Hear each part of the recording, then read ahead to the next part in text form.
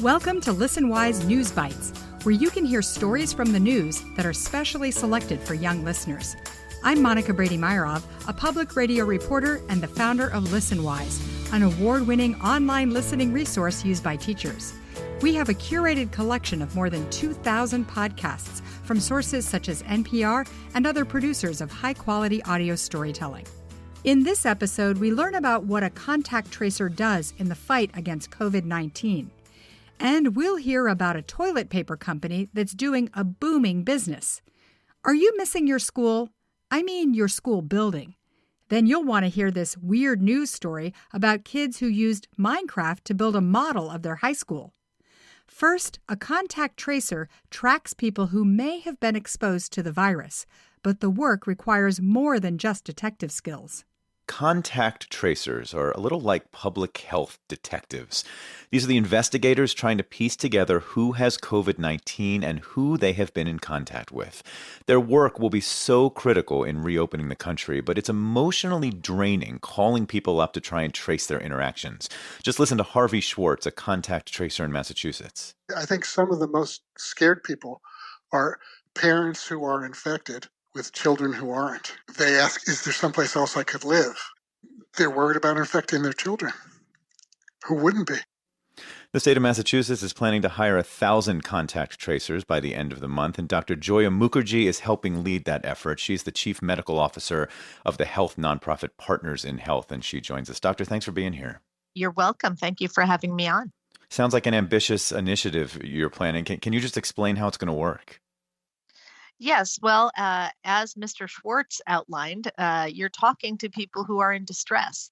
So the important thing is really to reach out to each and every person who's been diagnosed with COVID-19 and trying to understand who they've been in touch with during the period they were infectious or a few days before. And with that, you enumerate a list of their contacts, and those contacts then are also called to let them know that they've been in touch with somebody who has COVID-19. And first you say, how are you? Are you okay?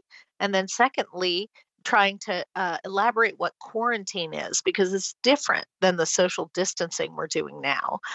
It's more rigorous. And then trying to figure out if they have the ability to quarantine. You might hear from somebody who has children, and they certainly cannot separate themselves from their children easily.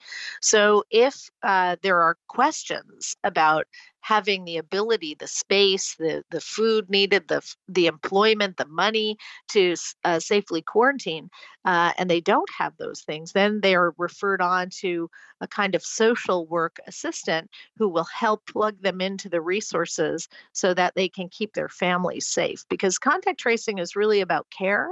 So it is investigation, as you pointed out, but it's also about caring for people when they're in this time of distress, having someone to listen to them and also help them navigate this really difficult next couple of weeks they're going to face.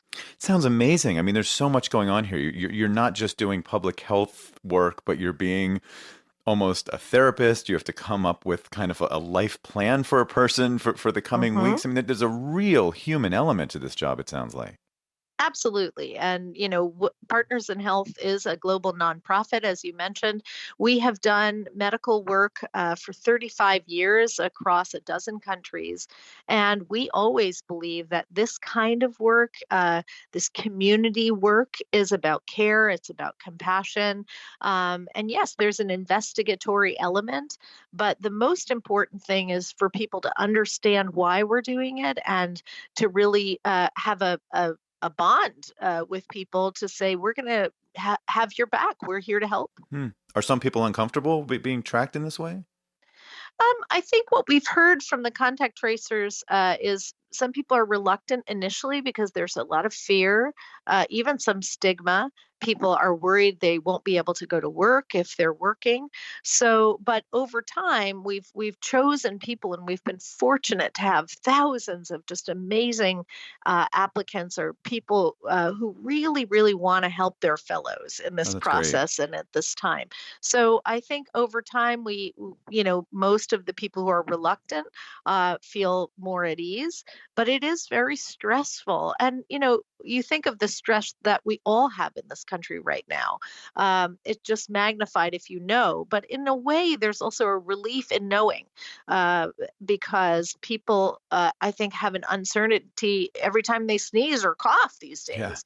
And so I think it can serve a purpose of shining a light, which at the end of the day, I think will be a relief to most people. All right. Dr. Joy Mukherjee is the Chief Medical Officer for the global health nonprofit Partners in Health, which is collaborating with Massachusetts on the state's contact tracing effort that is scaling up in the weeks ahead. She joined us on Skype this morning. Doctor, thank you so much. Thank you. Have a good day. You too. It sounds like being a contact tracer is a difficult job that requires a lot of skills, such as being a good listener. What other skills do you think are needed to be a contact tracer?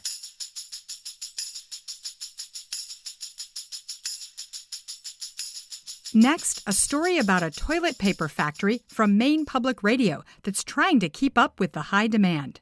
The COVID-19 pandemic has led to panic buying of certain items, notably paper products and toilet paper in particular.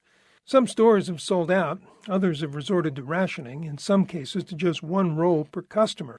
As Jennifer Mitchell reports, the sudden demand for what some are calling white gold is proving a challenge and an opportunity for one fledgling family business in a part of Maine that has struggled through some hard times in the paper industry. It's been insane. I don't sleep much. And that's how it's been for Mark Cooper and his son Jake since their toilet paper startup Tissue Plus was launched into sudden go mode this month. So unfortunately, we weren't quite prepared for this to happen so quickly, but we're doing our best to meet the demand. We've been very fortunate that there's been a good workforce available. Try to make sure they go in there nice and straight. If they get crooked, it'll mess everything up. That's Jeff Clement shouting over the din of a special machine, one we're not allowed to describe and which does something we're not allowed to detail because they're trade secrets. Clement says he spent 30 years working at the mill in Bucksport before it shut down 6 years ago. The availability of veteran paper workers like Clement is one reason that Cooper, who hails from Massachusetts, decided to head north a year ago and invest his life savings in an empty 100,000-square-foot building in Bangor. He had to buy and design new equipment and fit the space for what he was trying to accomplish. In all, he says the endeavor has cost almost $2 million. But this was before anyone had even heard of COVID-19. Definitely can't argue with the timing, for sure. But we've been working on this project for about a year. So we saw an opportunity in the area of tissue and toweling because it's a consumable product. People use it every day. At the moment, Cooper employs 20 full-time workers. One of them is Peter Hamill, who spent 37 years at the Georgia Pacific Mill in Old Town before it shut down in 2006. Hamill says he never thought he'd see a new paper plant come online in the area, but he's hopeful. I think we're going to make it. It's an opportunity, and it's good for the area, bring employment into the area. Right now, you're making probably one of the most popular products on the planet. Yeah, oh yeah. Don't know why, but people are hoarding it up. Currently, Tissue Plus is churning out toilet tissue and paper towels 18 hours a day. Owner Mark Cooper says he recently started running all weekend to meet demand from the state's prison system. And daily inquiries are pouring in from all over. I actually received an inquiry from the country of Iceland yesterday, grocery store chains from Florida, distributors from around the country. The demand is insane for toilet paper. But so far, local demand is unspooling every roll as fast as workers can wind them.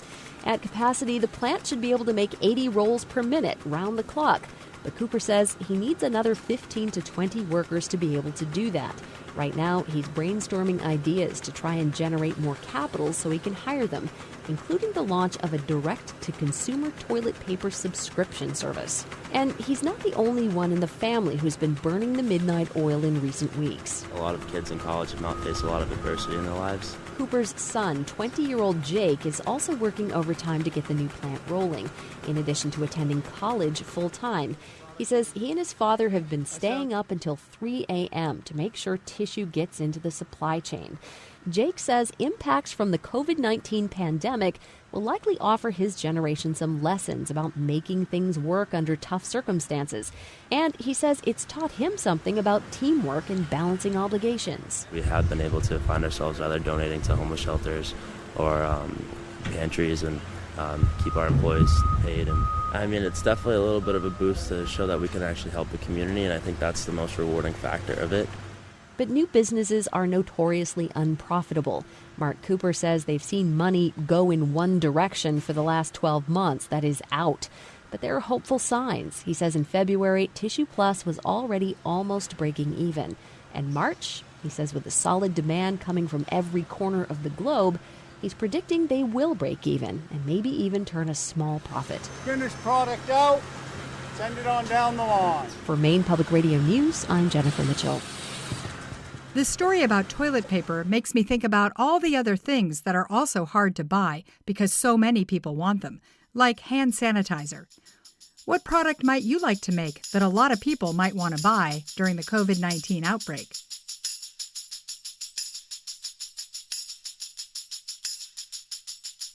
And now it's time for some weird news. Students at one school in New York can visit their school during social distancing, at least online.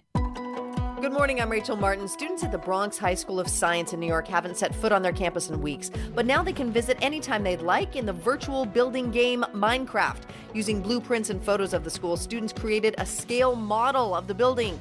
They can't stage a graduation there, but it helps them feel connected. They spared no detail, using pixels to recreate murals and desks, even the seagulls that congregate around the trash cans outside.